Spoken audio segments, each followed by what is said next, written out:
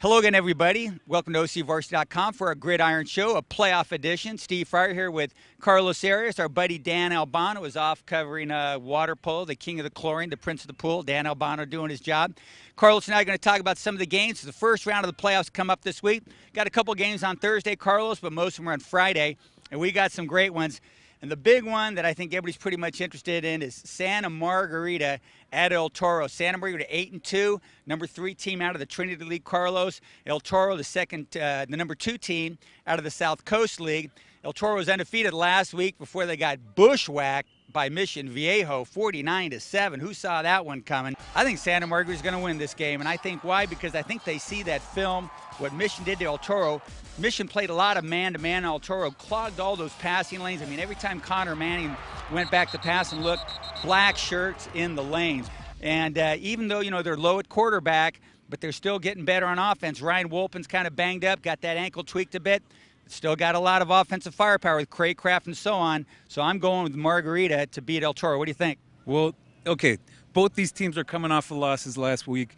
El Toro completely demoralizing loss. I mean, 49-7. They thought this was their year to show that, they belong. They're right there with Mission. Right. Mission gets 6 interceptions. I don't know, Connor Manning threw that many all year. I think he had only like 3 going in. The question is, can they bounce back? If they can bounce back, Santa Margarita cannot keep up with them offensively. We already know that. So if Connor Manning can get it back together, they're going to be without Jacob Finari too. Yeah. If Connor Manning can get it back together, I don't think Santa Margarita can keep up on offense. Behind us, we have the Habra Highlanders getting ready. They got a game coming up against Los Alamitos. Some folks might recall Los Al and La Habra played each other a bunch of times up until 2008. Los Al won all 6 of those times they played. So, what's going to happen with this one? Now, La Habra, last year they got lost in the semifinals. We know they're not the La Habra that won all those championships we mentioned in the opening, Carlos. Still a pretty good team, still pretty young. Los Al's lost 2 in a row. They lost at Huntington Beach and a heartbreaker in OT last week against Newport Harbor.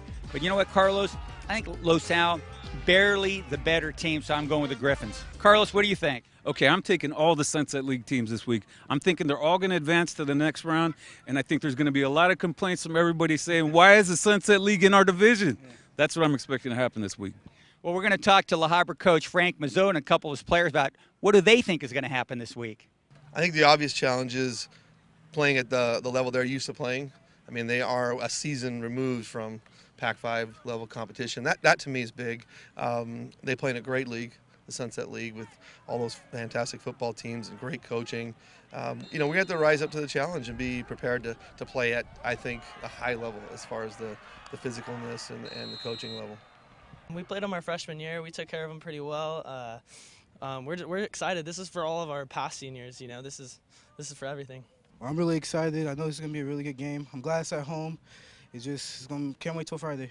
We just come out hard and work hard every day. We progress. We listen to our coaches, do what we're supposed to do, look at our film, and we just look at ourselves and get better. I mean, just practicing every day and working hard is how you get better, and we've been doing that. The playoffs actually start on Thursday. We have a couple games there, and one of the really good ones on the schedule, whether it be Thursday or Friday, is a Thursday game.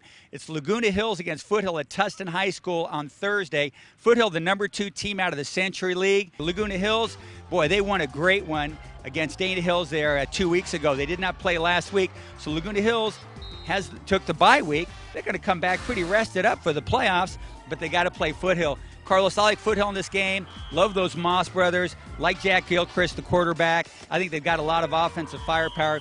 Laguna Hills, nothing wrong with that team. That was a tough league over there. 3-way tie for the league championship with Capistrano Valley, Laguna Hills, and Dana.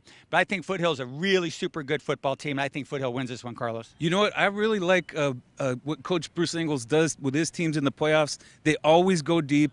I think Foothill is definitely the favorite, but I think Laguna Hills is a live underdog, man. And if they can get some of those long drives put together like they like to do and just pound it on the ground, I think they're going to be dangerous, but I am picking Foothill like you. Yeah, I think so, too. I think Foothill's the better football team. But, it is the playoffs. Crazy things happen. Heck, we've seen crazy things happen all season long, but it gets even crazier here in the playoffs here at OCVarsity.com, where we've got you covered.